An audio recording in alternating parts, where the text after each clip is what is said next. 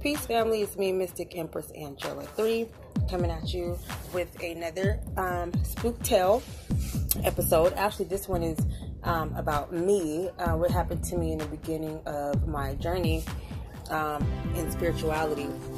This is even before I even knew anything heavy about candle magic and anything like that. But this was some years ago. When I was in a relationship with someone, an ex, in a relationship with them, and this is when I started reading cards.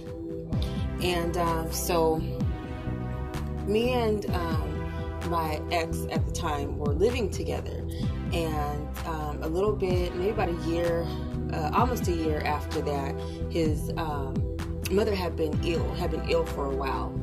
And so she ended up having to move into the house with him. I'm cutting the story short, y'all, but she ended up having to move in with him because she was getting really sick. And she kept making comments, I'm not gonna be here soon, I'm gonna die soon, and things like that. She ended up moving into the room next door to the room we would sleep in, the other room. And so as she stayed there, maybe about a few weeks after she stayed there, her health started to really deteriorate. And one time she went to the hospital, paramedics came and picked her up, and she never came back. She ended up dying. Had to rush to the hospital. My ex at the time had to rush to the hospital and go see, because the doctors called him and she was dead. So we went up there, sat in the room where she was at so he could look at her for a little bit before they, zipped her up, took her away to the morgue down in the hospital, wherever they take them, I don't know. So we sat in there for a good maybe 30-45 minutes. I left him alone after a while. So a little bit after she passes away, he gets her ashes done, cremated, and I started dealing with cards in the house. And so when I'd be doing my readings on myself, it was never with other people. When I would do the readings on myself, a mother card kept coming through. Mother card. And I'm like, who is this? And I finally started to realize a spirit was trying to come through, and a spirit was trying to come through my card reading and get a message across. And it took me a minute, and I'm like, I think this is his mom trying to get through the cards. Mind you, she stayed in the room next door. She died pretty much from the house, at the house, to the hospital. So I knew automatically there was a message, that had to be delivered. There's some sort of message. I don't know what it is, and I don't communicate with them when they try to communicate with me. I don't reach out and do those things because you leave an opportunity for things to come through. So every time I would do a reading, the mother card would come through. And so I always ask permission. Sorry, y'all, people walking back and forth. I always ask permission, of a person, you want me to read your cards, if there's a message, you give them opportunity to tell you yes or no. So I would go to him and be like, you want me to read your cards, because I'm reading cards and I know you, because he really didn't believe in it like that. Even though I would read his cards, he would get freaked out, like, that's enough, I don't want to do it no more. He would still freaked him out. So I went to him, I said, every time I do a reading, your mother keeps coming into the cards. I believe it's your mother. And I think she has something to tell you. She wants to tell you something. I don't know what it is, so do you want to get your cards read? He replies back, I don't want my cards read. It's fine. Won't do, womp, womp. So then in the reading, she kept coming through something about his brother. So I told him again, look, I'm sure you don't want your cards read because I believe your brother's trying to deliver you a message. Then he goes, I appreciate the gesture, I appreciate you offering me, but I don't want to get my cards read. I don't want to do it. I don't believe in it. Won't do want. So that was it. I said, okay, I ain't gonna ask no more. I'm not gonna ask her what she wants, because he said no. I'm not gonna do it. I'm not gonna fish around like that. So one time we got into an argument, and I slept in the other room, the room that she used to be in. I slept in that room overnight. And this is when I had my first astral projection. And it was crazy because it was like I was astral projecting, but I was walking at the same time. I got up out of bed. I remember I got up out of bed, out of the bedroom that I was in, that I was sleeping in, that she was in before she passed away. And all I remember seeing light. Like the light was on and everything, but I don't even remember. Kind of like I was sleepwalking, but I was looking at myself sleepwalking. It was crazy.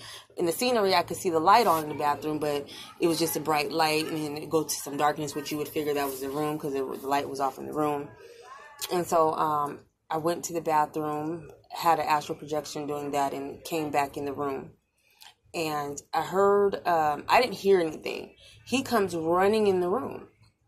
Did you drop something? No, he yells from the living room first. Let me backtrack. He yells from the living room. Did you drop something in there?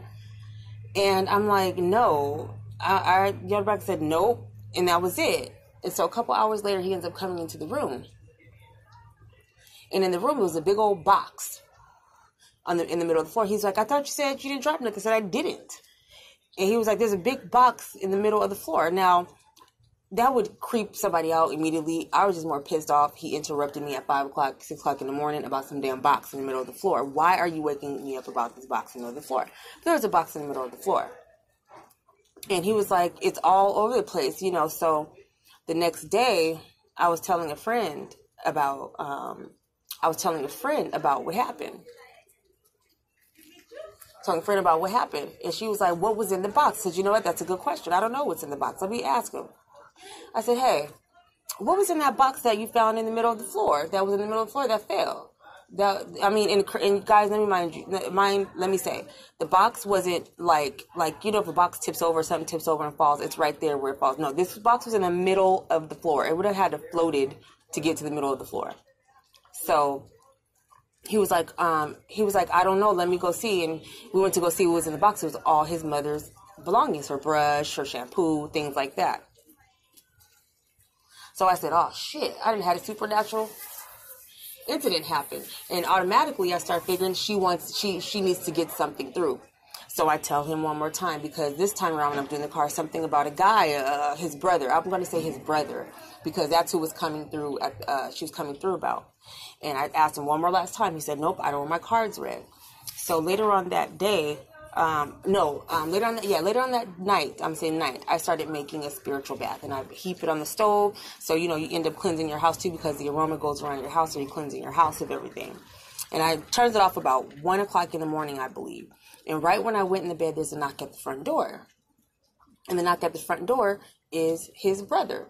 And that's who his mother was coming through the cards the whole time to talk about, is his brother. And his brother had just got released from jail or something like that and needed a ride. And he ended up walking, like, I don't know, on some freeway and heaps of miles just to get to his brother's house. And when he came to the door, my ex looked at me like, wow. And I said, that's the message that your mother was trying to get through, your brother coming. And she did all that, threw something in the middle of the floor because your mother wanted you to help your brother out. People can speak from the grave. If you mess with cards, if you mess with pendulums, you can speak, people can speak from the other side. And she was trying to come through because she knew I was a form of communication in the house.